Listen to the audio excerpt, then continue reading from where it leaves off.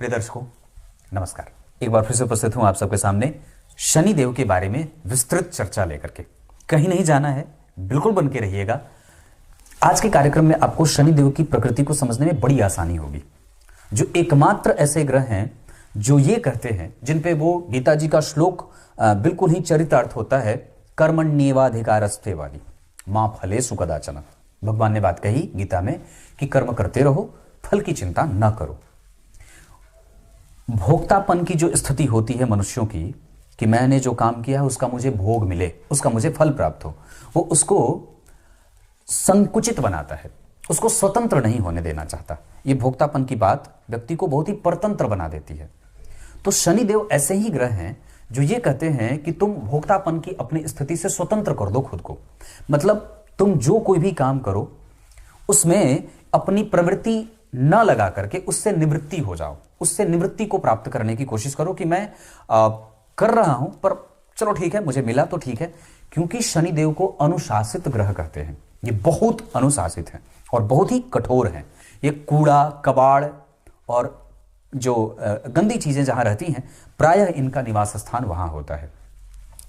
शनि से प्रभावित जो लोग होते हैं उनके मोटे नख होते हैं, मोटे दांत, मोटे बाल, और जो शरीर होता है उनमें उनकी रेसाएं दिखती हैं। मतलब उनका जो नश है वो दिखता है, मोटे मोटे नस दिखते हैं, हरे हरे। उनके रंग जो होते हैं उनके नेत्रों के, वो पीले पीले से होते हैं। और कड़ा रूखा बाल, जैसे आपने साहिल देखा होगा, तो साहिल के जो बाल होते हैं वो उसके कांटे जैसे होते हैं। तो ठीक वैसे ही शनि से जो प्रभावित लोग होते हैं उनके बाल बड़े कठोर, मतलब कड़वे रोम वाले होते हैं। ये निर्दयी हो जाते हैं और कई बार इतने अनुशासित होते हैं कि वो प्रेम में भी उनमें अनुशासन दिख जाता है। इनकी कक्षा कैसे है, पहले इस पे चर्चा आपको थोड़ी सी बात बता दूं। यहां हमारी पृथ्वी मैया हैं जिन्हें अचला कहते हैं, जो चलती नहीं है। इसके बाद चंद्रमा है, इसके बाद शुक्र हैं, इसके बाद बुध हैं, इसके बाद सूर्य हैं, इसके बाद मंगल हैं, उसके बाद गुरु हैं, उसके बाद शनि है, और इधर ऊपर नक्षत्र मंडल है जो स्थिर है। नक्षत्र क्या है? जो चलता, न छरती, जो क्षरण जिसका नहीं होता, जो बिल्कुल ही आकाश की दूरी का पैमाना मात्र है। यहां से यहां तक ये नक्षत्र की सीमा, यहां से यहां तक इस नक्षत्र की भरणी की, ऐसे करके ये आगे बढ़ते हैं। तो ये नक्षत्र की बात है। जो प्रायः गतिमान नहीं होते वो आकाशीय दूरी के थर्मामीटर हैं। जैसे आप जब यात्राएं करते हैं तो एक जैसे लिखा थी, दिल्ली से लेकर के बंगाल की दूरी इतनी, दिल्ली से लेकर के राजस्थान की दूरी इतनी, जो माइलस्टोन होता है वही नक्षत्र है। वो एक अलग विषय है। पर यहां पे पृथ्वी से शनि देव की दूरी यहां है। ये शनि देव हैं। अब ये सबसे ऊपर हैं और इनकी जो गतिमान होने की स्थिति है वो बड़ी ही मंद है। मंद मतलब धीरे। और ये एकमात्र ऐसे ग्रह हैं जो व्यक्ति को ये बताते हैं कि कभी भी किसी भी तरीके से, जैसे ही तुमने अपने किए गए कृत्य के फल प्राप्ति की इच्छा करी या किया, मैंने तुम्हारा बट्टा काट लिया, मैंने तुम्हारा बट्टा काट लिया। जो लोग शनि देव से प्रभावित होते हैं, या जिनकी कुंडली में लग्न को शनि देख रहा हो, या जिनकी कुंडली के लग्नेश शनि से दृष्ट होते हैं, उनको इस सिद्धांत का सार्वभौम तरीके से पालन करना चाहिए कि वो अनुशासित होकर के सूर्योदय से पूर्व जग करके अपने कार्य में लीन रहें, लग जाएं। यहां पे शनि देव की प्रकृति ऐसी होती है, जैसे देवगुरु बृहस्पति भी गुरु हैं और शनि भी खुद को गुरु से कम नहीं मानते, और इस वजह से कई बार इनकी शत्रुता हो जाती है देवगुरु बृहस्पति से। हालांकि देवगुरु बृहस्पति चूंकि चिरंतन है, वो व्यापक हैं, उनकी दार्शनिकता बड़ी व्यापक है, इस वजह से वो शनिदेव से मित्रता नहीं करते। लेकिन शनिदेव की दार्शनिकता थोड़ी तुच्छ होती है देवगुरु बृहस्पति से, इसी वजह से तो कई बार वो उनसे शत्रुता मोल लेते हैं। जो दार्शनिक होता है वो गुरु है, और जिसके दर्शन थोड़े छोटे हैं, जिसकी दार्शनिकता के जो दृष्टिकोण है वो थोड़े स्वार्थीपन से युक्त हैं, थोड़े कठोरता से युक्त हैं, थोड़े अनुशासन से युक्त हैं, वो शनिदेव हैं। मतलब आप अगर किसी बच्चे को पढ़ा रहे हैं और आप अगर शिक्षक हैं और आप अगर शनि से प्रभावित हैं, तो बच्चे के प्रत्येक गलती पे उतना ही दंड देंगे जितना छोटे और बड़े को मिलता है। मतलब वो दंड, वो सबके लिए दंड का जो चक्र है वो शनिदेव का बराबर घूमता है। लेकिन देवगुरु बृहस्पति कभी कभी उसमें कमोबेश कर देते हैं, उसकी अवस्था देख करके, उसके स्वास्थ्य को देख करके, उसकी आयु को देख करके, उसके रंग रूप को देख करके, उसकी शालीनता को देख करके, उसकी व्यापकता को देख करके, उनके प्रभावों में कभी कभी वो अपना जो दंड चक्र है वो थोड़ा कम घुमाते हैं। लेकिन शनिदेव कभी भी किसी पे एक तरीके से ये कह सकते हैं कि वो अपने सिद्धांतों से कभी भी विचलित नहीं होते। वो सदैव अपने सिद्धांतों का पूरी निष्पक्षता से पालन करते हैं।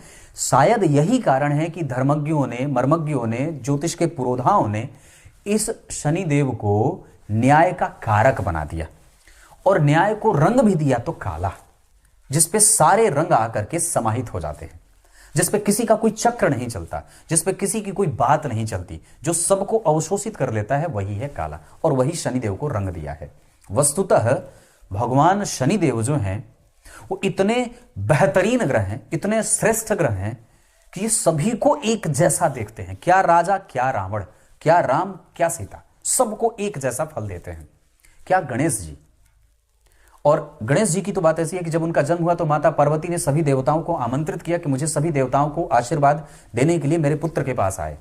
शनिदेव ने कहा कि मैं नहीं आ सकता, क्योंकि मेरी दृष्टि बड़ी कुटिल है, मैं दृष्टि जहां देख लेता हूं उसको फोड़ देता हूं, उसको भंग कर देता हूं, उसका मान भंग हो जाता है। माता पार्वती ने कहा कि ये मेरा पुत्र है, मेरे पुत्र को आपकी दृष्टि का कुछ अंश भी बर्बाद और नुकसान नहीं कर सकता। शनिदेव बोले ठीक है मैया, जब आप बुला रहे हो तो मैं आ जाता हूं। जैसे ही शनिदेव की दृष्टि भगवान गणेश पे पड़ती है उनका मस्तक छिन्न भिन्न हो जाता है, रक्त रंजित हो जाते हैं। तो ये वही कृपा है, वही घटना है जहां पे फिर उनको गज का मुख लगाया जाता है, गज का गर्दन लगाया जाता है।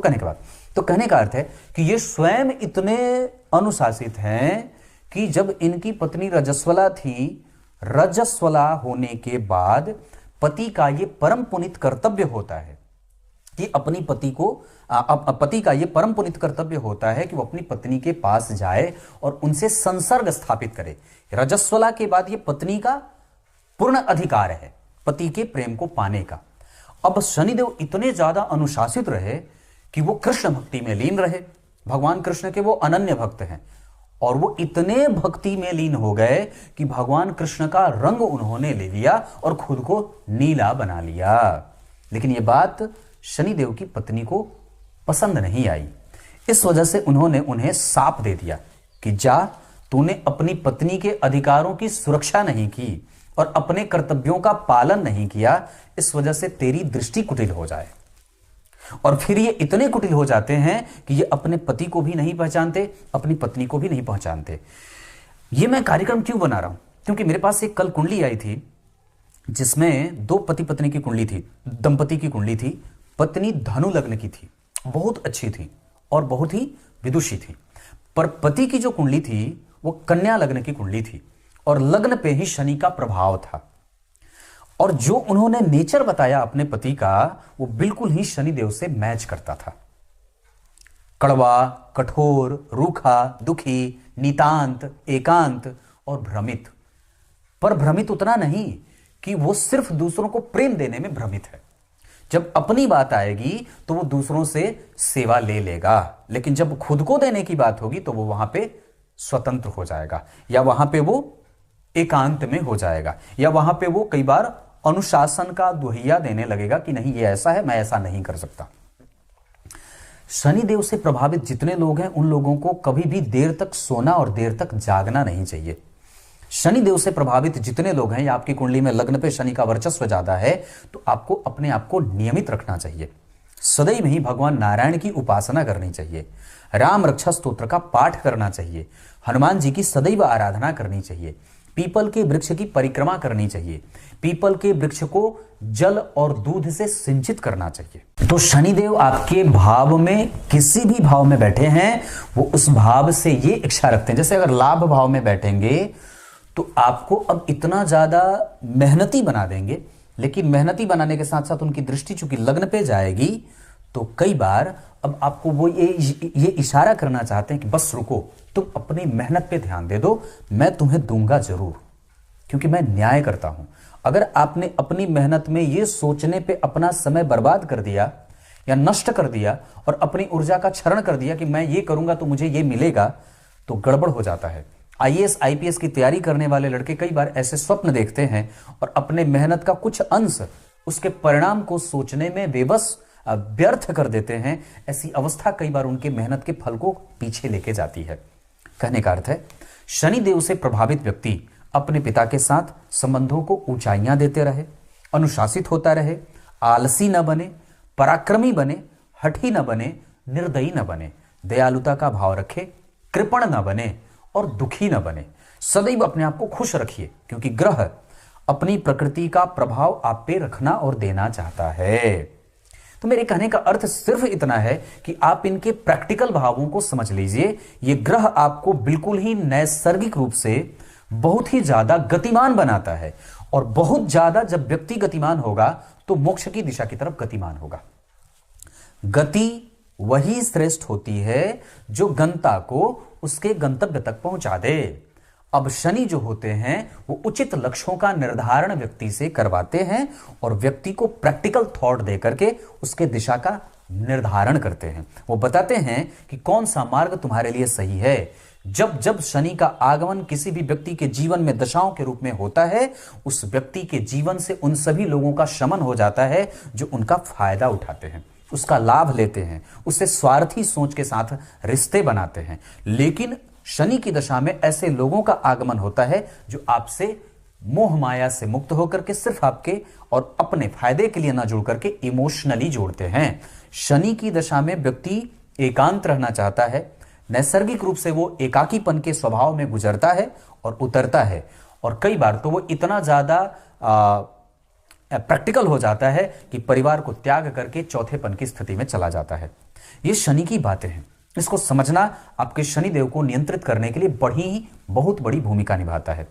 सूर्यदेव की उपासना करना, नियमित होना, सरसों तेल का दान करना, गाय की सेवा करना, नारायण के मंत्रों का जप करना, देवगुरु बृहस्पति के साथ और एकादशी आदि व्रतों का आरंभ करना, इसके साथ साथ जितना ज्यादा हो सके अपने मेहनत पे फोकस करके अपने लक्ष्यों को और लक्ष्य को प्राप्त करने की कोशिश में लगे रहना, बिना फल की चिंता किए।